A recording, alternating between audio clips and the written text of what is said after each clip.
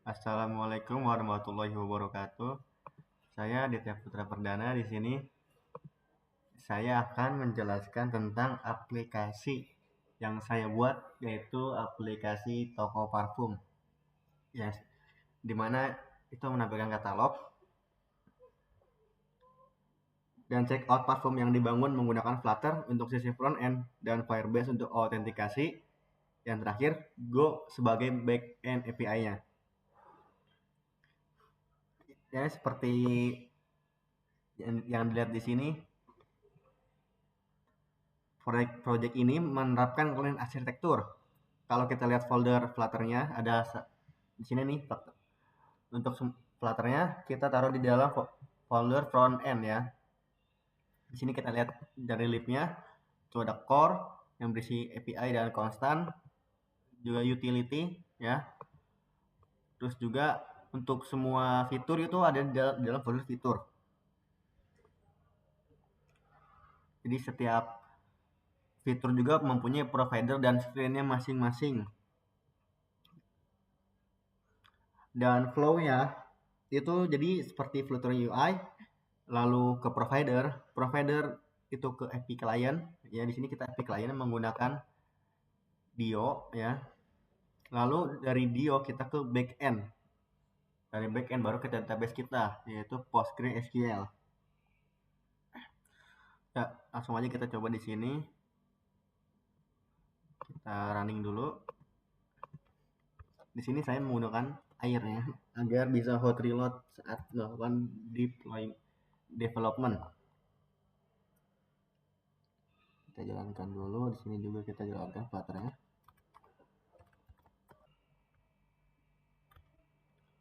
Oke, di sini ya untuk backend dan front end-nya sudah jalan. Dan di sini saya pakai ngrok ya, yang dimana itu digunakan sebagai tunneling agar backend kita yang berjalan di lokal bisa diakses oleh device fisik ataupun emulator ya, tanpa perlu ada di jaringan yang sama. Kita langsung aja kita coba untuk register. Kita buat akun. Ini kita coba.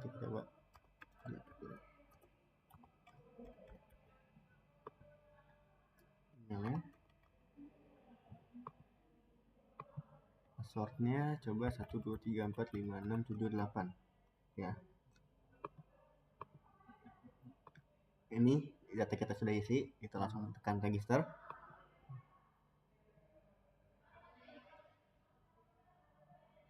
Ya. Dan registrasi pun berhasil. Dia langsung mengarahkan ke halaman login. Dan di sini juga ketika dia sudah berhasil register tetapi pengen langsung login nih, ya kan? Nah, itu nggak bakal bisa karena emailnya belum diverifikasi. Itu ada di kodenya itu provider bagian authentication. Nih. Out provider di bagian login. Nah, di sini, ya kan? Dia tuh dicek dulu nih, apakah emailnya sudah diverifikasi belum. Kalau belum, dia langsung ke sign out dan menampilkan pesan error, tolong verifikasi email Anda terlebih dahulu ya. Ini kita coba aja langsung. Nah, 1 2 3 4 5 6 7 8. Ya kan? Error dia, nggak bisa. Coba sini kita buka langsung Gmail. Kita buka Gmail. Oke, di sini kita sudah masuk Gmail ya.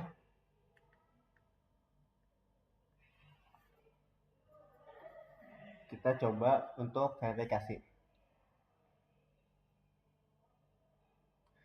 Nah, sekarang email kita sudah diverifikasi. Ya, kita coba kembali ke aplikasi. Kita coba untuk login kembali dan sekarang kita sudah masuk ke dalam aplikasi. Nah, di sini juga setelah login berhasil nih, Firebase ID token itu dikirim ke backend ya. Untuk memverifikasi token itu menggunakan Firebase admin SDK yang ada di Go tadi, Golang. Lalu backend ini mengenerate JWT sendiri dan mengembalikannya. JWT ini disimpan secara aman oleh Flutter menggunakan Flutter Secure Storage ya. Kita bisa lihat ada di bagian API client ya. Jadi apa namanya, semua request ya, kita bisa lihat semua request selain login dan register itu menggunakan JWT yang diberikan oleh backend ya, yang sudah disimpan oleh Flutter ini menggunakan Flutter Secure Storage. Dan di sini di sini penggunaan provider sebagai state manajemen di main Dart ya. Kita lihat main Dart-nya. Ya, di sini saya menggunakan multi provider. Ada ini multi provider, yang itu ada out provider, product provider, card provider, dan order provider. Dan semuanya ini adalah change notifier. Nah, setiap provider juga extend change notifier, yang dimana itu berarti kapanpun set berubah, misalnya setelah fetch produk berhasil atau setelah tambah item ke cart, kita panggil notify listener, yang dimana itu akan membuat UI otomatis rebuild tanpa perlu state manual. Nah, kita berikan contoh, itu ada di cart provider. Kita cari bentar.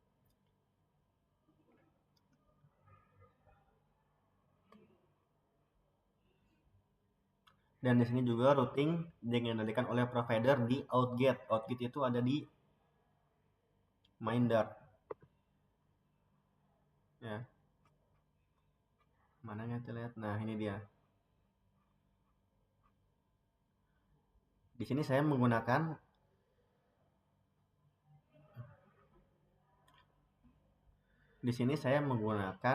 context.watch ya. Kita watch nih apa yang terjadi di out provider.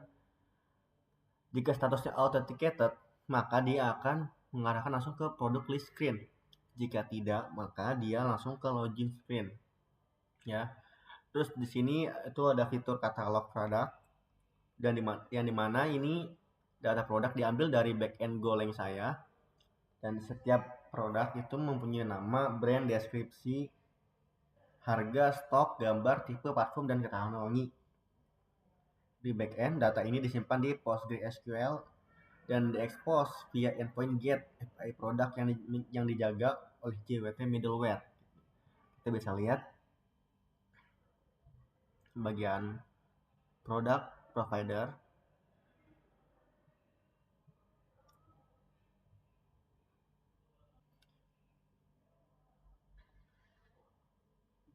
Nah, untuk isi backend-nya, di sini kita menggunakan arsitektur juga yang lengkap, yang dimana repository sebagai akses data. Kita bisa lihat di sini di bagian repository sebagai akses data, akses layer, use case sebagai business logic, dan handler ini HTTP handler sebagai delivery layer, yang dimana ini memisahkan tanggung jawab dengan baik sesuai prinsip clean arsitektur. Nah, kita coba pesan satu, masukin ke dalam cart ya. Misalkan 2 ini. Jika sudah masuk cart, dia langsung muncul notifikasi. Ya. Ini 1. Di sini juga cart menggunakan cart provider yang menyimpan daftar item dan menghitung total harga secara otomatis. Setiap kali ada perubahan, tambah item, menghapus item, cart provider memanggil notify listener, dan UI langsung terupdate ya. Kita coba nih, misalkan kita mau hapus nih yang Koko ini nih, yang channel, parfum channel kita hapus, dan UI-nya langsung terupdate karena kita menggunakan notify listener. Dan di sini juga saya menggunakan teknik yang lumayan menarik, yang dimana ketika Ketika fetching data card ini dari backend, API hanya mengembalikan produk ID. Nah, untuk mengambil detailnya, saya fetching lagi semua produk secara paralel menggunakan fitur wait, lalu menggabungkan nama, brand, dan gambar produk ke setiap card item. Ini pattern enrichment yang lumayan efisien. Sini juga kita akan mencoba fitur checkout, ya.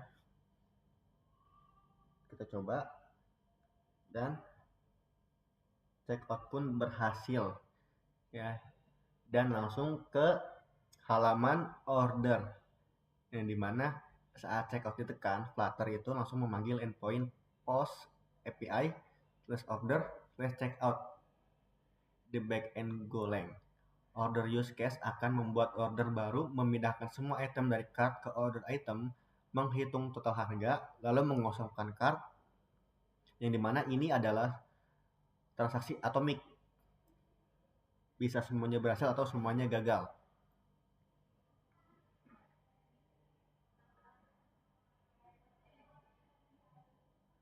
Dan ini juga hanya simulasi, ya. Simulasi payment.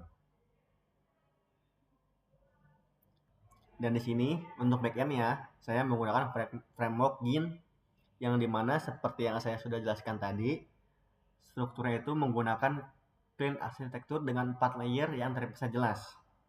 Yang pertama itu ada internal. Di dalam internal ini ada domain yang berisi entitas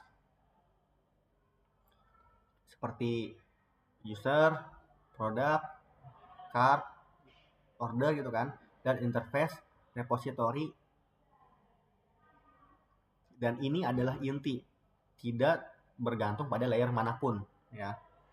Kedua itu ada bagian repository yang digunakan untuk implementasi akses database PostgreSQL, misalnya seperti card repo ini mengambil data dan menyimpan data card menggunakan ORM, ya gitu. Di sini saya pakai GORM.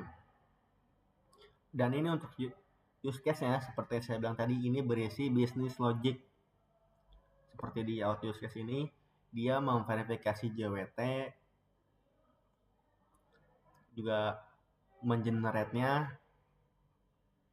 Lalu ada di terakhir itu HTTP. HTTP handler ini kita menggunakan Gin dan hanya menangani parsing data, request dan formatting respon. Jadi misalkan ada masuk barang card gitu kan, user. Nah, dia cuma parsing aja. Semua business logic itu dilakukan oleh use case. Dan misalkan itu terjadi error maupun sukses, maka handler inilah yang mengirimnya. Ya, sepertinya hanya itu saja yang bisa saya jelaskan. Kurang lebihnya mohon maaf. Saya akhiri semuanya dengan salam. Assalamualaikum warahmatullahi wabarakatuh.